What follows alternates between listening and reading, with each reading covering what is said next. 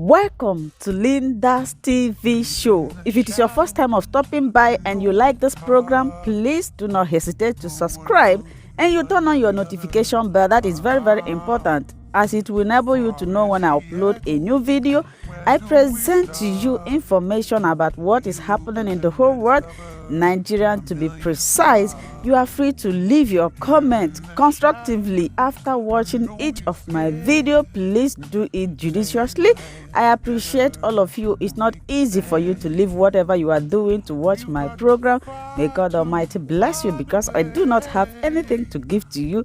As we hop into today's video, remain blessed. It's scary. I'm in distress. I am in pains. Even if I were the president of Nigeria, I wouldn't have received the kind of pressure that I get from people 24 hours, 7 days a week. No sleep from across the country, because there is no local government in Nigeria that I don't know somebody or somebody doesn't know me, or I cannot pick my phone and call another person. 3 days ago, I spent the whole night listening to people from Gaidam, which is about 110 kilometers away from my village, and spent the whole night listening to people from Tara of Sabon Birni local government of Sokoto state that were under attack, and that attack lasted for 24 hours. It started at 3 p.m. and by 3 p.m. the following day, the fire was still raging on. In fact, Gaidam, the latest I heard is that as I speak to you now, the Boko Haram made 2-3 trips back into the town and foisted their flags. It is only prayers and God that can save Nigeria. And the solution is not far-fetched. I have told a platform this morning that it is not arrogance, it is not big head. We have to succumb to the eventualities of the situation today in the country. The military is overwhelmed, the military is overstretched, the military is underarmed, and the military is not receiving any motivation. Their morale is low. They cannot do what we would expect them to do, which is supposed to be their job. We are like sending our children directly into the gallows. That is what it means. But there was a solution. Somebody tried it. Somebody that we have accused and called names, called Dr. Ebele Goodluck Jonathan. When he came under pressure in 2015, he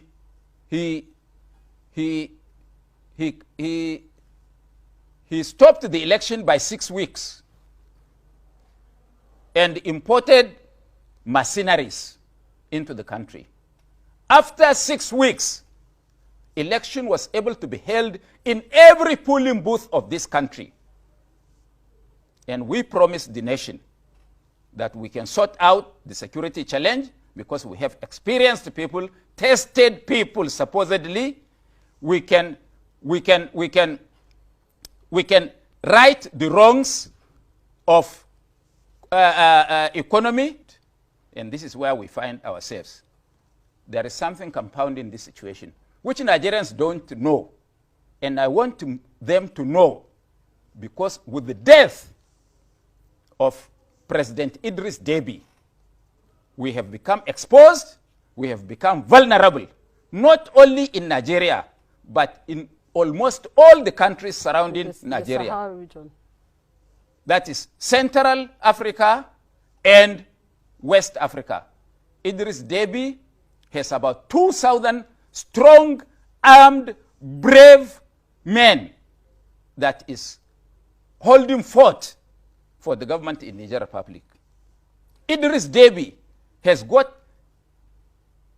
unknown number of military people that is now propping the government in Mali.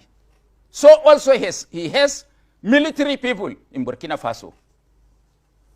He is the one that is managing the security in Central African Republic. And he's the one that is assisting Nigeria and Cameroon to stop the overtake of our territory by Boko Haram. Today, Idriss Deby is no more.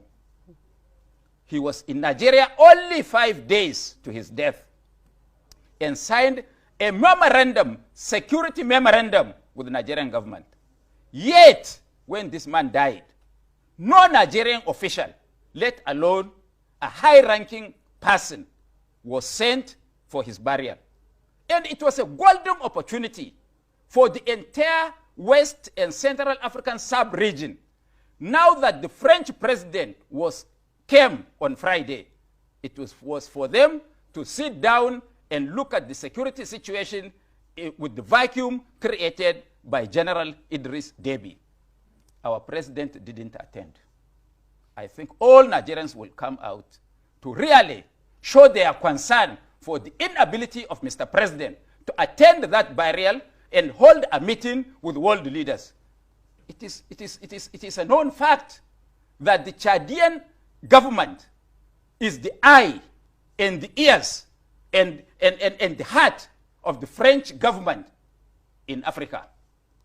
Therefore, and Chad now is facing a rebellion, a civil war, because of the tribes that killed him. Okay, he was killed by a particular tribe? Of course he was killed yes. And those people, you should know that they were trained in Libya, in a territory held by General Khalifa Haftar.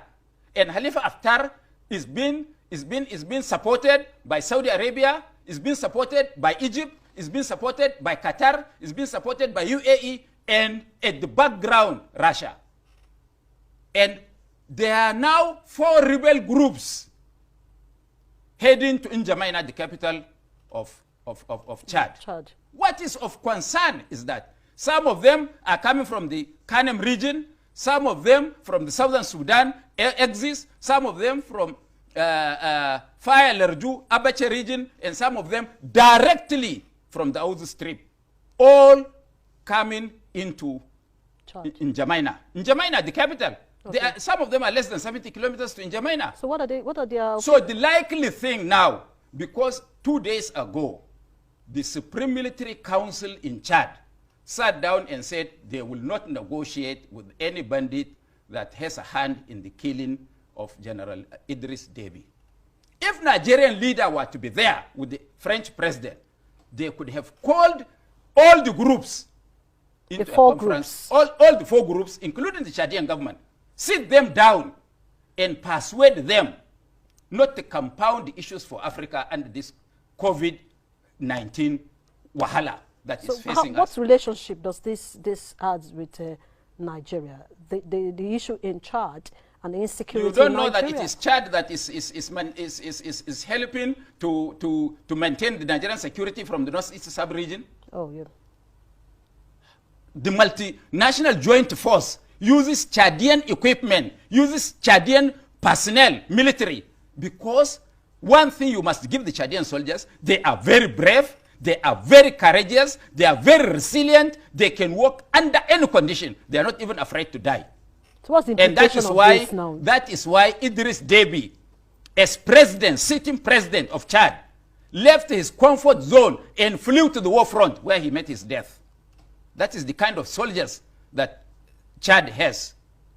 They had done, of course you remember when Idriss Deby some 6 months ago walked into Nigeria by wiping out the Boko Haram on the Chad axis. And because of pride of some few people, when he wanted to compel Nigeria to allow him to finish the job by picking Shekau at Dikwa, they refused him and started calling him names. And he got annoyed and said he was even going to pull out from the multilateral joint forces. Now, if Chad is embroiled in a civil war, which is imminent now, with these people not negotiating with others, it means Chad has to pull out his troops in Niger, in Burkina Faso, in Mali, and in Central Africa. So that makes us vulnerable. All those governments, if they're not lucky, they will fall to bandits. Then where do we go to? with the military now overstretched on our land. What's the solution then? If the solution is simple. For me, first, the president must establish a war cabinet because we are in war, where every morning, 9 o'clock, they will sit down to review the security situation in the past 24 hours in Nigeria. If the president is not disposed into doing that, he should get the vice president, chair that committee, or get the national security advisor to do that every morning. Every morning, review what had happened within 24 hours. That is one. Two, no big head. No all agencies of government, all tiers of government to do their own proper job, not sharing money alone. We've taken loans running into billions of naira. Last week, the National Assembly approved the loans for Mr. President. Have they asked all the trillions that they have approved in the last 6 years? Show us what you had done with the money. I hear they tell us they are not corrupt. It's okay, you are not corrupt. You've borrowed this. What have you done with it? What have they done with the money in your state? No, Alaji, I have seen some of the documents released, and I have also seen some links sent to me on what the government is doing in infrastructure, the railway, the second Niger bridge, the Anko Borrowers program, and all that. Some of these things have been documented, and I've been able to go through some of the documentation. You are a good journalist. The second Niger bridge is not federal government money. PPP. Yeah. So please. Yeah, that's true. It's PPP. Don't tell me it is government money. Railway, from where to where? From Lagos to Ibadan. The one from here to Kaduna was constructed by Abacha, and even the wagons were brought at the port. They were not cleared until it was started during Yar'Adua's time, the clearing. I know this because I have been a member of delegation that had gone to China several times with General Gumel and Sabon Birni, Director of Railway Services. Late, both late. So nobody will sit down. We know history. They can't do that. We know. Let them tell us what they had done, they themselves. Whatever is the case, no Nigerian trusts this government because they have made promises during campaign and they have not fulfilled any. Are we secure? Okay, is there employment? You know they always ask you this question. So have you gone to Yobe State? Yes, I was in Yobe. Are you aware of what happened in Yobe State just yesterday? I've just painted the picture of what is happening in Gaidam, which is my backdoor neighbor. And you had also seen what had happened in Mainok. That is just some 23 kilometers from my house in Maiduguri. So we have an idea of what is happening. We may not be privileged enough to have intelligence and security information, but from what we pick physically that is happening to people, we will but only shed tears that nobody has that sympathy or what do I call it for the people. I don't know. Nobody cares. Do you know that last week alone, forget about the official figures, nearly 1,000 people were killed in this country. Forget about the official figures. And you think everything is just well? So Alhaji, before you go, as an elder statesman, you have the understanding, you have the knowledge. You read wide, because even when you talk, I know that you read so much to have this information. Lastly, before we go, in the next few minutes, we'd just like you to advise this government, because there's nothing we can do without the government, as well as also advise the people, Nigerians, what should be done to secure lives. What is important in advising this government, even though I know they will never take it, because once you say anything, they classify you. Are you for us or against us? Even if you tell them the truth and give them the best of advice, they will not take.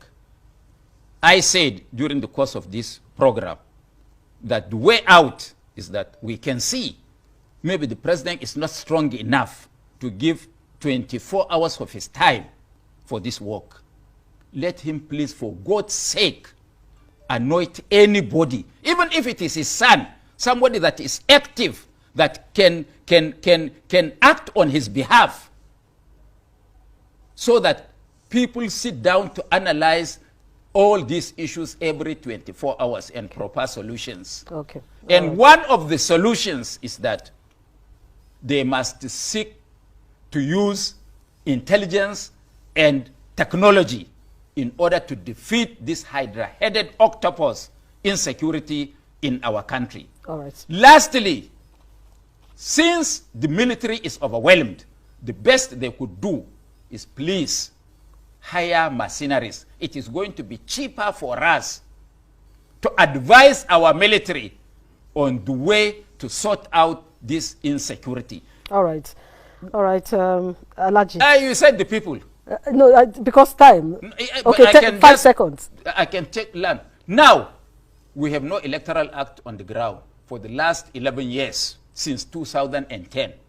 All of us Nigerians must put pressure on this government to give us a befitting, justiciable electoral act that can assist in determining the best of elections of the standard that is befitting of a Nigeria. Right. Nobody alone can do it. Buba Galadima cannot do it. No political party alone can do it. It is all Nigerians that must put hands on deck to ensure that this happens. Or else, these people will foster another person on us, and we will have only ourselves.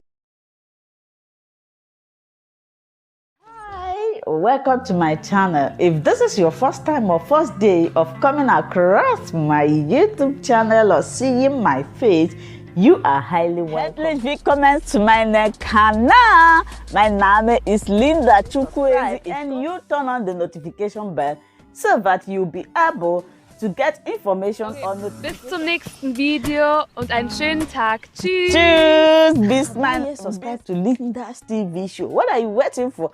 Click on that red button that says subscribe. You turn on the notification bell so that you'll be getting more updates from me. Leave your comment down below and share this video with your friends, families, and colleagues until we meet again in my next video. Bye bye.